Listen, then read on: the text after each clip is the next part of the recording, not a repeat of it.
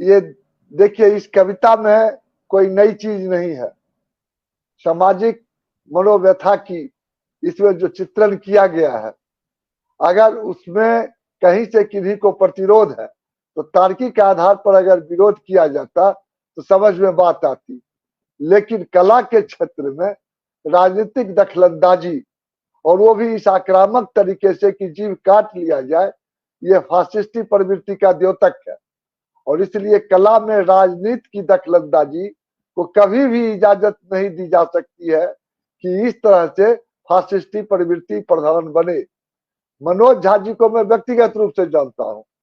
मनोज झा जी मेरे राज्य के ही हैं, मेरे करीबी भी हैं, और मेरे कहने पर विप्लवी पुस्तकालय के लिए उन्होंने 10 लाख रुपये दान भी किए हैं। और इस कारण से मैं नहीं कह रहा हूं कि मनोज झा जी ने जो कहा वो सही है। मनोज झा जी ने जो कहा वो सही इसलिए है कि प्रेमचंद ने ठाकुर का कुआं कहानी में इन्हीं बातों को लिखा है। आज भी ठाकुर का कुआं आपको जहां भी सामंती परिवेश है वहां नजर आएगा। आज आजादी के जिसे अमृत काल आप कह रहे हैं, सरकार जिसे प्रसारित कर रही है, और कल झाड़ू उठा के अमृत काल का वो एक नजारा पेश करेंगे।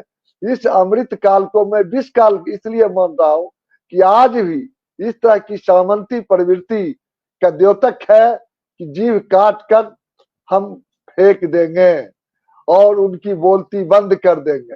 ये क्या है? ये फांसीवाद नहीं है तो क्या है? और अमृत आजादी के 75 वर्ष के बाद लोकतांत्रिक व्यवस्था का इतना क्षरण होगा, ये आश्चर्यजनक है। और ये हुआ है 2014 के बाद से। इसलिए कि राजनीतिक रूप से जितना बिखराव आया है और जितनी इसमें अब संस्कृति का प्रवेश हुआ है, उसी की अभिव्यक्ति है इस तरह की शब्दावली और इस तरह की कविता का विरोध। ओम प्रकाश वाल्मीकि की कविता में ठाकुर का कुआं, यही शीर्षक है जो प्रेमचंद की कहानी का भी शीर्षक है। क्या नई बात है इसमें? जो धूमिल ने तीसरे आदमी की खोज की थी, वही तो इस कविता में आप देख रहे हैं। एक आदमी रोटी बेलता है, एक आदमी रोटी खाता है, एक तीसरा आदमी भी है जो न रोटी बेलता है न रोटी खाता है, वह सिर्फ रोटी से खेलता है। मैं पूछता हूं वह तीसरा आदमी कौन है? मेरे देश की संसद मौन है। ये संसद में आज ठाकुर के कुआं पर अगर ठकुराई दिखाई जा रही है, ये ठकुराई किसकी है? जो तीसरा आदमी है, जो मौन है और जिसके सवाल पर संसद भी चुप है, वो तीसरा आदमी रोटी से खेलता है। ये रोटी से खेलने वाले ही आज के ठाकुर हैं। और इसलिए इन ठाकुरों के मुकाबले अगर आपने बहुजन समाज संवाद की ओर से इस तरह की चर्चा आयोजित की है, इसके लिए सबसे पहले आपको बधाई। दूसरी बात, कोई रचना कल्पना लोक से नीचे नहीं आती है। साहित्य में चाहे वो कविता की विधा हो कि कहानी की या उपन्यास की, ये सभी लेखक के भीतर जो विश्व दृष्टि होती है उसी की अभिव्यक्ति होती है। और इसीलिए कोई कृति संपूर्ण सृष्टि का ताना बाना लिए हुए हमारे सामने आता है। और इसीलिए ऐसी रचना, जो रचना हमारे समाज के सामने प्रकट हो चुकी है बहुत पहले, लेकिन ये रचना कहीं से भी उस रूप में विवादित नहीं बनी थी जो पार्लियामेंट में मनोज झा के द्वारा प्रस्तुत किए जाने पर बनी। इसका कारण क्या है? कारण है कि आज लोकतांत्रिक प्रवृत्ति का लोप हो रहा है, लोकतांत्रिक संस्थाओं का विलोपन हो रहा है, लोकतांत्रिक संस्थाओं को मारा जा रहा है, और यह सुनियोजित तरीके से हो रहा है। और इसीलिए ठकुराई दिखाने के लिए जो लोग मैदान में उतरे हैं, उनके चेहरे को पहचानिए, वह है कौन। और इसीलिए कहने में कहीं से दिक्कत नहीं है कि वो धूमिल का तीसरा आदमी और ठाकुर का कुआं का कि मुठ हमारी है, नहीं, हाथ हमारा है जो हल के मुठ पर है। लेकिन वो हल किसकी है? वो खेत किसकी है? वो पानी किसका है? वो तालाब किसका है? इस कविता में ओम प्रकाश वाल्मीकि ने स्पष्ट रूप से दिखाया है कि सब कुछ ठाकुर की है और हम उससे वंचित हैं। अगर चापाकल की संस्कृति नहीं आई होती तिवारी जी, तो आज भी ठाकुर का कुआं आपको हर जगह दिखाई पड़ता। हम तो विधायक रहे हैं 15 साल, और हमने देखा है कि अगर दलितों के मोहल्ले में हमने चापाकल नहीं गड़वाया होता, उन्हें पानी पीने की सुविधा नहीं थी।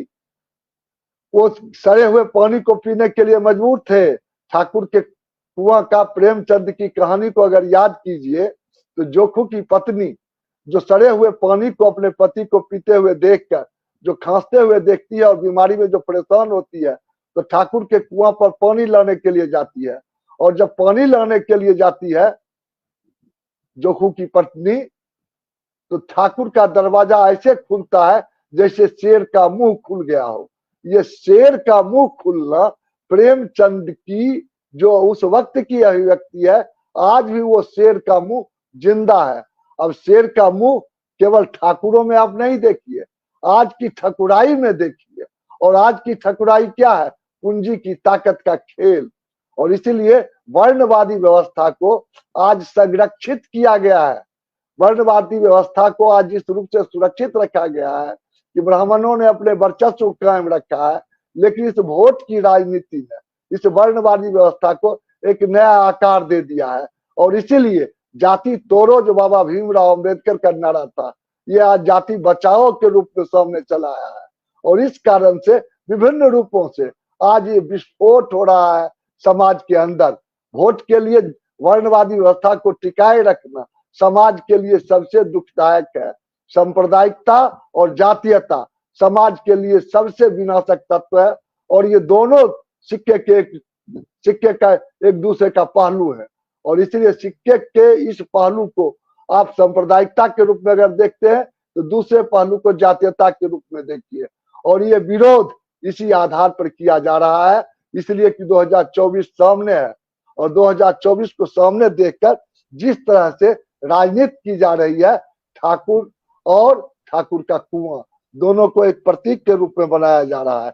और इसलिए हमारी जमीन बंजर नहीं है कि हम रोशनी की खेती नहीं कर सके। आपने इस तरह के संवाद को आयोजित करके इन्हीं कामों को आगे बढ़ाया है। और इसलिए मैं कहना चाहता हूं कि मनोज झा बोले तो अकेले, लेकिन उनके साथ आज सैकड़ों नहीं हजारों हजार लोग खड़ा है जो कह रहे हैं कि मनोज झा सही है। और इसीलिए मैं एक शेर से आपको कहना चाहता हूं कि मैं तेरी वज्र में यूं ही वरा न पा गया, खबर नहीं कि मेरे साथ एक नहीं आगे एक जहां आ गया था। और इसलिए आज इस तरह के सवाल पर कोई अकेला हो नहीं सकता है अगर प्रतिरोध में खड़ा होता है। और इसलिए प्रतिरोध की संस्कृति को विकसित करना जरूरी है। जिस पार्लियामेंट में ये बात श्री तिवारी जी, उस पार्लियामेंट में अभी वर्तमान के पार्लियामेंट में 542 सांसदों में 415 अरबपति हैं।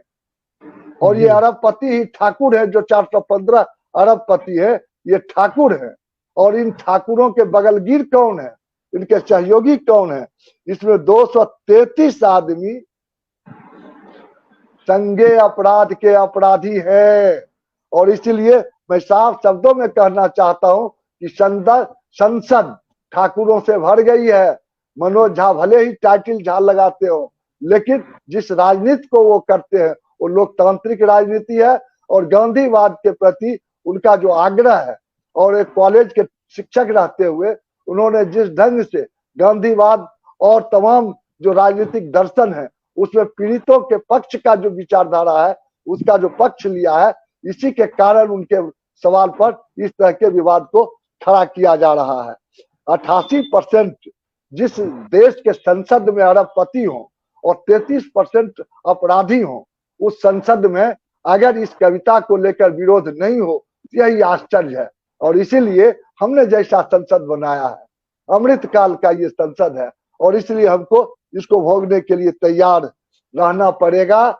लेकिन केवल हम इसको भोगने के लिए तैयार नहीं हो, प्रतिरोध के लिए तैयार हो। समाज से ही तो हम शक्ति हासिल करते हैं। और प्रेमचंद ने कहा कला साहित्य जीवन की आलोचना है।